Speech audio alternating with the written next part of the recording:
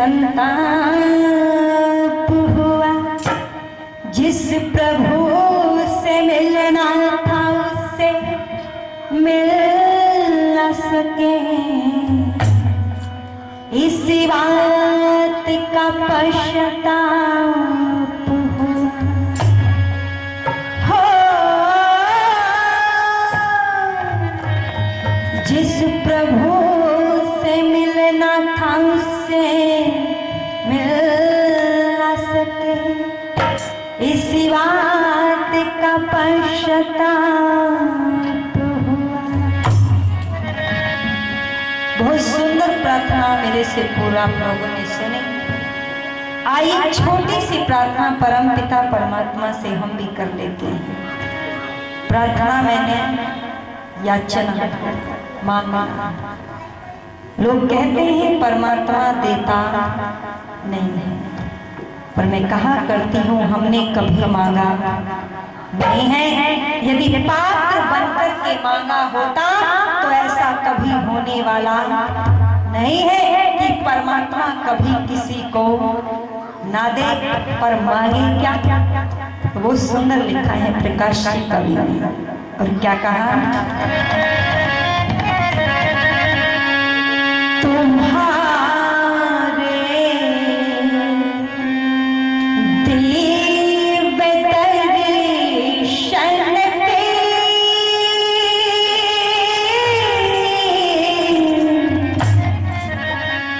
तुम्हारे दिव्य दर्शन पे मैं आज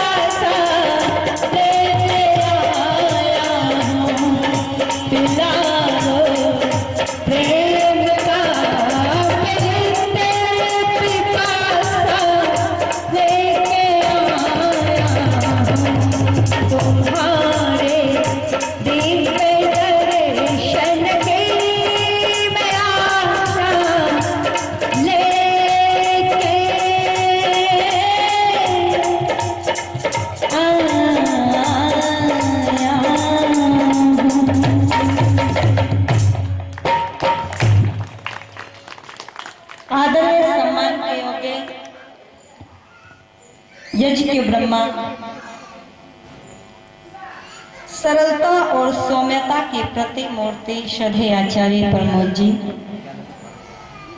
हमारे बीच में उपस्थित हैं। मानकपुर से पधारे जो इस वेदी की अध्यक्षता कर रहे हैं।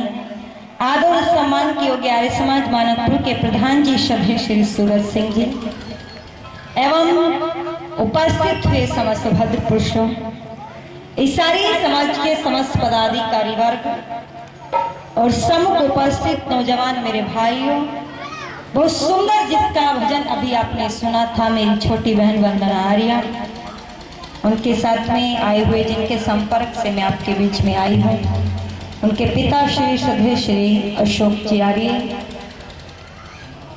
और आपकी आर्य समाज के संरक्षक आपने मुझे बताया था आचार्य जी कह रहे थे, आपकी आर्य समाज के संरक्षक श्रद्धेय मास्टर तेसिंह जी आर्य एवं समस्त पदाधिकारी वर्ग, मेरे साथ में आए हुए मेरे पति श्री दीपक कुमार जी, ढोलक पर भाई मुकेश जी, सम्मुख उपस्थित राष्ट्र की मुस्कान छोटे छोटे प्यारे प्यारे बच्चों और इस मंदिर के महंत जी, हम उनका भी सम्मान करते हैं। प्रातः काल की वेला वेद की ऋचाओं के माध्यम से यज्ञ का अनुष्ठान हम लोगों ने किया, बड़ी श्रद्धा के साथ मिलकर के किया। परम पिता परमात्मा से प्रार्थना की और एक बात और कह देना चाहती हूँ, लोग कई बार प्रश्न चिन्ह लगाते हैं कि परमात्मा हमारी बात सुनता नहीं, ये कहते हैं, पर याद रखना जिस प्रार्थना में स्वार्थ छिपा हो परमात्मा उस प्रार्थना को नहीं सुनता। यही जिज्ञासा अर्जुन को हो गई।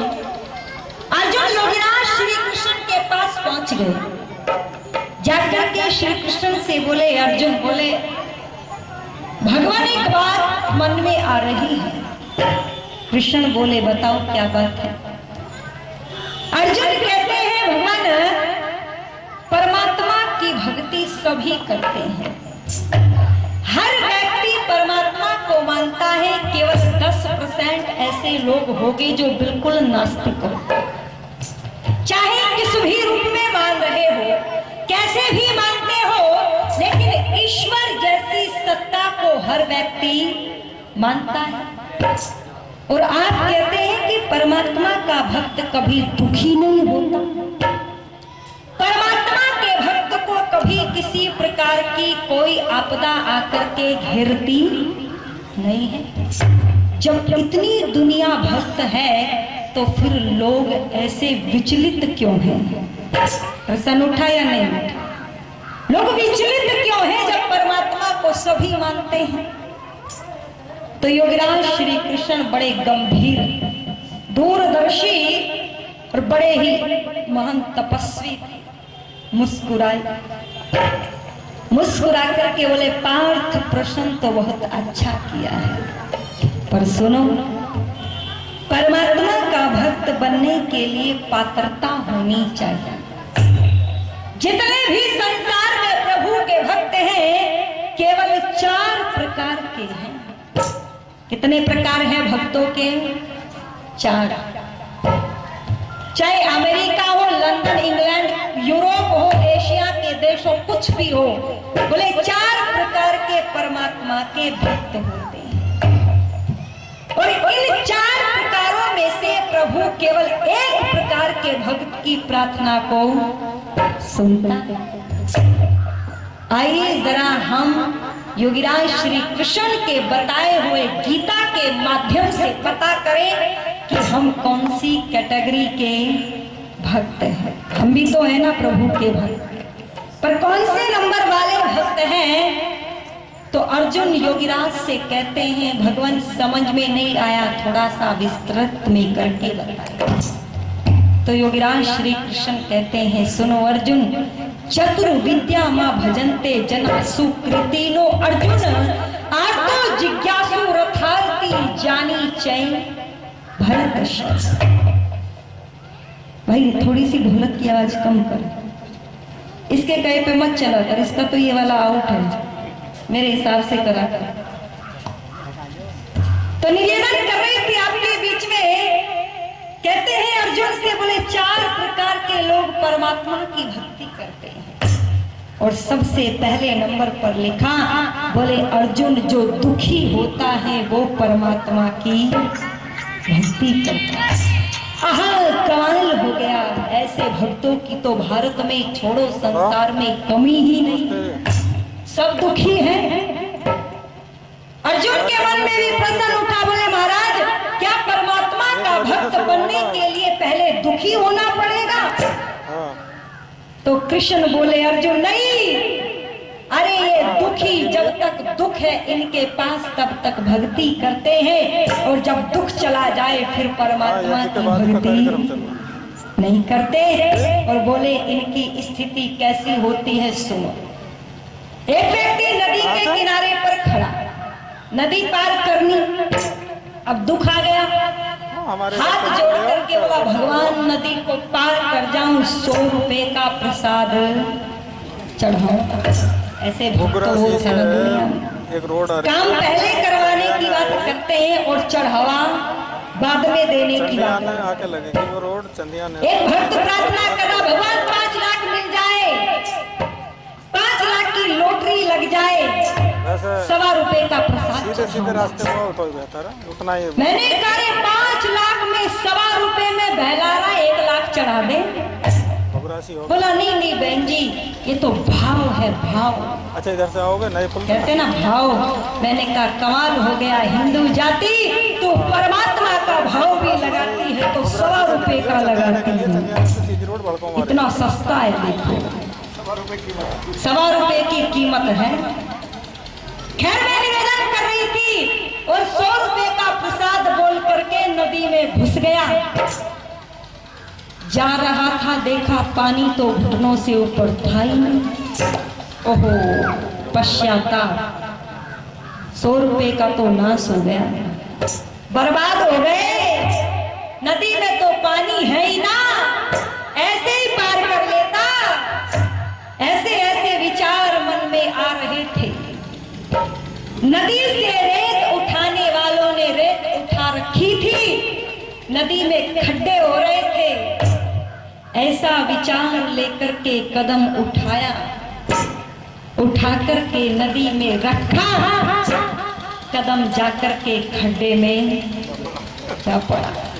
और जब कदम खड्डे में गिरा तो पानी कहाँ आया? गर्दन पर आ गया। जब पानी गर्दन पर आया तो हड़बड़ा करके बोला नहीं नहीं भगवान 100 रुपए पक्के हैं। वो तो मैं यूं ही सोच रहा था, 100 रुपए तो पक्के हैं, प्रसाद तो अवश्य चढ़ाऊंगा। अर्जुन कैसे, श्री कृष्ण कहते हैं अर्जुन ऐसे भक्तों की भक्ति नहीं होती। जरा झांक लेना कहीं हम इस वाले तो नहीं हैं। अब दूसरे नंबर पर पूछा, बोले भगवान दूसरे कैसे होते हैं? अर्जुन कहते हैं, अर्जुन से योगराज कह रहे हैं अर्जुन दूसरे नंबर के होते हैं रथार्थी। केवल उन्हें धन से मतलब है, मानवता का खून हो तो हो, धर्म की हानि हो तो हो, पर उन्हें केवल अपने पैसे से मतलब है। और अर्जुन से कह रहे हैं योगीराज अर्जुन ये भक्त बड़े खतरनाक होते हैं। अरे ये धन कमाने के लिए मुर्गी फार्म खोल ले, शराब के अड्डे खोल ले, नेता बनकर के जनता को जमीन में गाड़ दे, इनको कोई मतलब नहीं है, इनको केवल धन से मतलब होता है। ये पूजा तो करते हैं लेकिन केवल लक्ष्मी की करते हैं और किसी की पूजा नहीं करते। और जब ये भक्ति करते हैं तो इनकी भक्ति बड़े कमाल की होती है। कहते हैं एक व्यक्ति ने शमशान भूमि के पास लकड़ियों की दुकान खोली, अगरबत्ती हाथ में लेकर के बोला विनती सुन ले हे भगवान, खोली लकड़ी की दुकान, फैला दे ऐसी बीमारी, रोज मरे इस गांव के नर नारी और लकड़ी खूब बिके हमारी। इनको किसी से मतलब नहीं, इसको इनको अपने पैसे से मतलब होता है। तीसरे नंबर पर लिख रहे हैं, बोले सुनो अर्जुन तीसरे नंबर के भक्त होते हैं जिज्ञासु।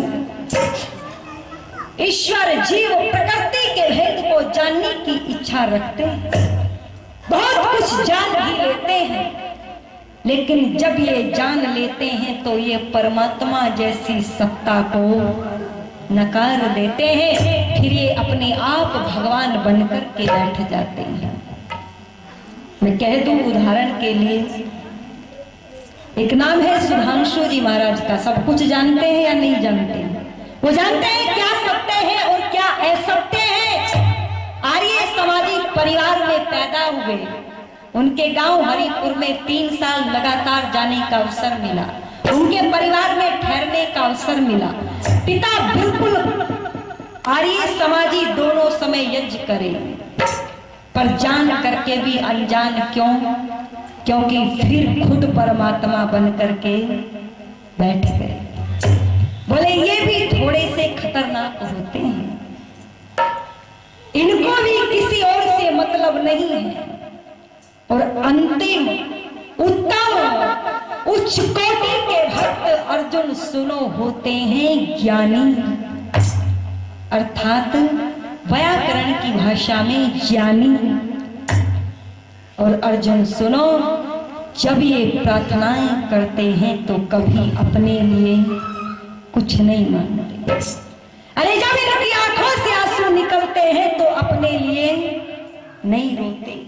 ये खुद भूखे रह जाते हैं पर दूसरों को भूखा नहीं रहने देते। और दुनिया के लोगों, मैंने महाभारत काल के पश्चात परमात्मा के भक्तों को ढूंढा तो मुझे केवल और केवल महाभारत काल के पश्चात एक ऐसी शख्सियत मिली जो परमात्मा के भक्त से बढ़कर के और दूसरी नहीं हो सकती।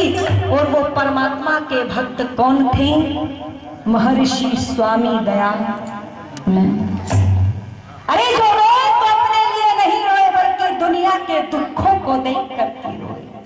लोगों ने ईंटें मारी तब नहीं रोए, पत्थर मारे नहीं रोए, जहर का प्याला पिला दिया नहीं रोए, नकली दयानंद बना करके गधे पर बिठा करके गलियों में जलूस निकाल दिया तब नहीं।